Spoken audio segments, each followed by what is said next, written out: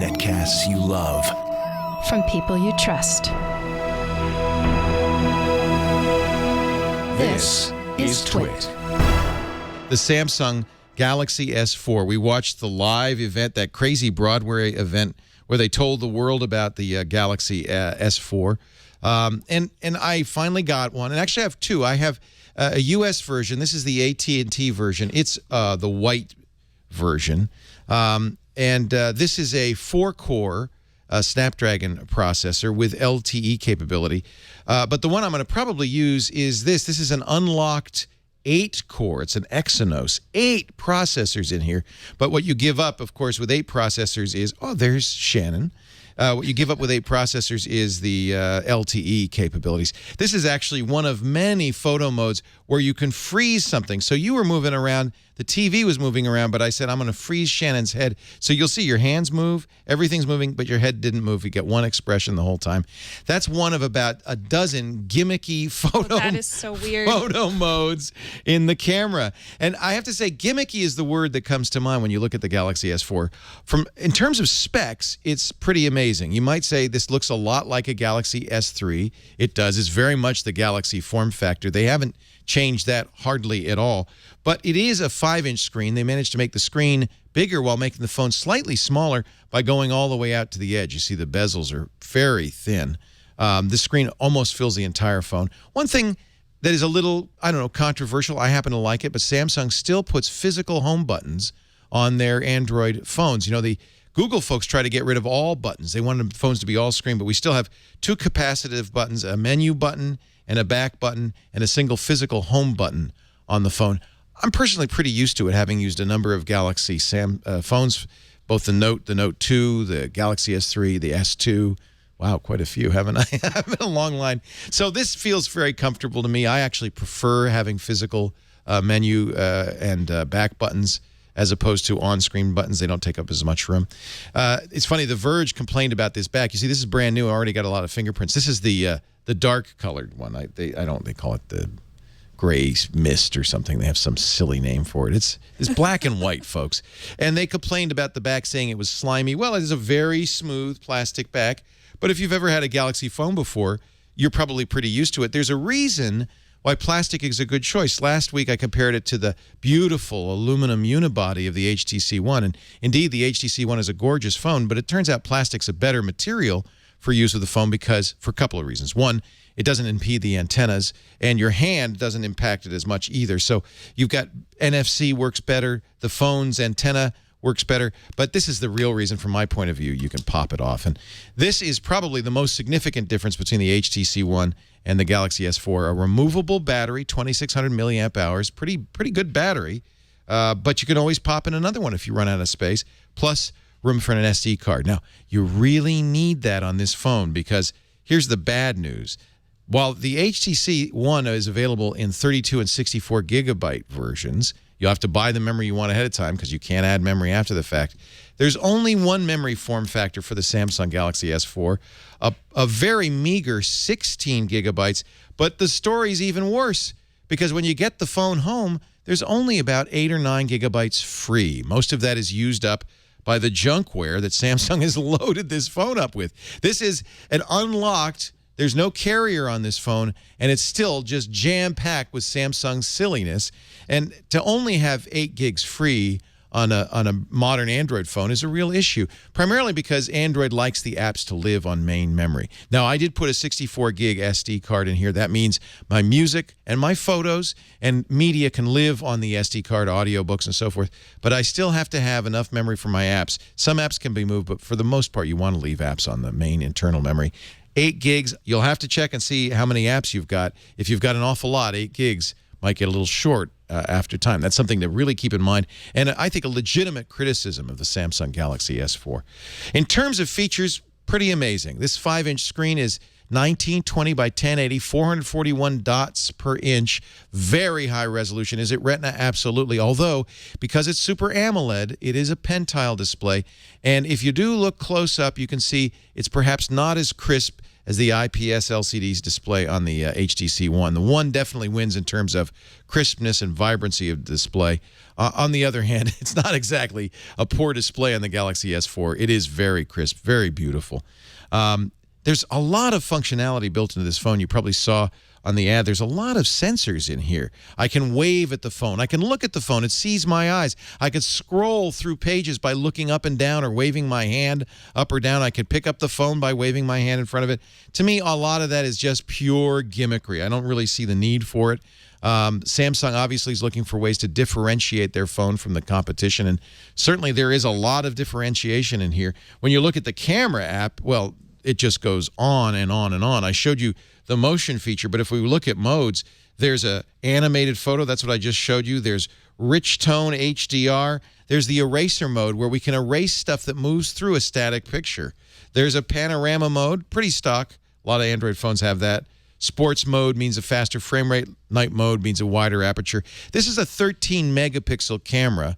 That's probably about the highest you're going to see in in almost any standard phone. Best photo is kind of fun. You take a series of pictures, and then you could select one with a smile and so forth. That's kind of an interesting feature. You've probably also seen them talk about the best face, where you take 5 consecutive pictures of a group of people and pick the best face from each of those 5 for each of those people. So you have one picture that has them all smiling. Sound and shot's weird. You take a static picture, but you have about 3 seconds of sound in the background. The drama mode's the one they've been talking a lot about it, where you have, it looks like multiple exposures as somebody moves through the frame. That's just the beginning, though. I mean, there's a ton more in here. All sorts of editing features and mode features, all sorts of stuff going on. It might take you days to learn the camera. In fact, I have to point out that this is one of the few phones that actually comes with manuals, 3 of them, a quick start guide, a handbook, and a full manual. This is more manuals than I got with Windows 8. And you know what? There may be more to learn than there is with Windows 8. This is one of the most junk-laden phones I've ever seen. Now, one man's junk is another man's treasure. And if you are a photographer, some of these photo modes might be really valuable to you. The nice thing is, yeah, you have the wave mode and the don't touch mode and the look mode, and you don't have to use them if you want to take them out. All of these can be turned off or on. In fact, I have to say, points to the Galaxy S4 compared to the HTC One for flexibility. There are so many settings in here. You can do so many things with this phone that the basic manufacturer settings have 4 tabs total, and you could probably put in more. Look at this. If I just play with the notification center, I can add a bunch of different buttons to my drop-down notifications. Wow. This is, if you're looking for a configurable phone, this is very configurable. I mean, you're getting great hardware, removable battery, an SD card, complete configuration capability, a gorgeous 1920 by 1080 screen, up to 8 cores. Removable battery means I don't have to worry about battery life, but I'm getting about 8 to 10 hours. It's at least as good as the HTC One. And, of course, whenever I buy a Galaxy phone, I usually buy 1 or 2 extra batteries so I can keep them in my pocket, ready to go. I think this is a very impressive phone that does things no other Android phone does, including a multi-window feature that lets you run 2 programs at the same time. This is as close to a desktop computer as you can get. I haven't fully configured this phone. This one just came today. This is the new unlocked version of the phone. One other big advantage, in my opinion, of the Samsung Galaxy S4 against the HTC One, it's running Android 4.2.2, the latest version of Jelly Bean. Will only be the latest until Google I/O in a couple of weeks. But, hey, it's the latest today. This is the HTC is running 4.12, a considerably older version. I like having the latest. And one of the things that 4.22 does is have live notifications in the drop-down. I find those very useful. If you're an Android phone buff, if you've used a Galaxy phone before, I think you're going to like this phone a lot. You can customize the heck out of it, make it work the way you want to. Of course, I'm going to put a different bootloader or a launcher on here. I'll probably put Nova Launcher on here, really customize the heck out of it. It's available on all the carriers. It's not much more expensive. By the way, somebody wondered about the cheesy Life Companion that you see when you first turn on the phone. You can absolutely change that to your name, to a clock, to anything you want. And Samsung provides these beautiful, see, I've changed it to a clock here, travel lock screens from different parts of the world. That's kind of fun. Yeah. Where is that? That's Rome. Yeah, that's the Trevi Fountain, right? Other features that I kind of like, you were talking about your Fitbit. There's a Samsung Health app that takes advantages of the sensors in here. This has more sensors than I've ever seen before, including a humidity sensor. I know it's 34% humidity in here. That's the comfort level. It also has a walking mate that'll measure your steps. So I can see that yesterday, for instance, I took 2,912 steps. By the way, very accurate. I could set my goal just as you do with the Fitbit. Shows you distance traveled, number of calories. That's a very nice feature, and it does it just because the accelerometer of the phone works very similarly to the accelerometer on your Fitbit or your Nike Fuel Band. That's a nice feature. I like this health. They're going to have additional modules available. It does have a food tracker. You can enter in your weight and so forth. That's one of a number of additional applications that Samsung builds into it. A scanner, for instance, and it's just a lot of junkware on here. But I couldn't wear it to the gym, though. You really, well, I don't know. You might. You might. You should definitely get an SD card because you're going to want more storage. It comes with very little storage. It's very fast, very fluid, a gorgeous screen. I have to say, on the pros and cons, on the pros, this is absolutely the best Galaxy phone ever made. Of course it is. It's the most recent. It's thin. It's light. Don't listen to The Verge. That's not slimy. But if you don't like it, there's a variety of cases and covers. I've ordered. It's not available yet. I hope it'll be available in time for the review. A cover that has a peekaboo hole in it and can use a feature of the Super AMOLED that only part of the screen lights up. So you can actually put that cover on and see what time it is with the cover closed. There's certainly lots of ways you can make this back be more palatable if you don't like plastic backs. Since we always put our phones in a case anywhere. Well, anyway, I don't really mind that it's a plastic phone. But yeah, okay, so that's a con. It's not quite as gorgeous as the HTC One. A lot of junkware on here.